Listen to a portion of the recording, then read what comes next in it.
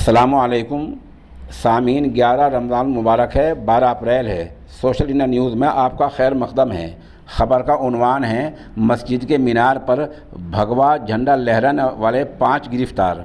आपको पता ही है कि रामनवमी के मौके पर मुल्क के कई हिस्सों में कुछ लोगों ने दंगे भड़काए थे, गलत नारे लगाए थे, मस्जिदों के मीनारों पर भगवा झंडा लहराए थे।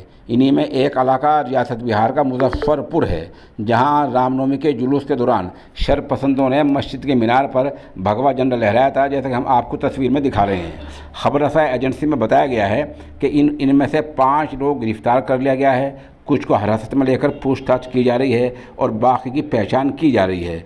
अभी पुलिस ने इनके नाम आउट नहीं किए हैं, अलबत्ता इतनी खबर सिर्फ दी है कि 5 लोगों को गिरफ़्तार कर लिया है। उन पर इल्ज़ाम यह है कि उन्होंने भगवा झंडा मस्जिद के मीनार पर लहराया है और इस झंडा लहराने की वीडियो वायरल हुई है, जिससे उनकी पहचान हो गई है।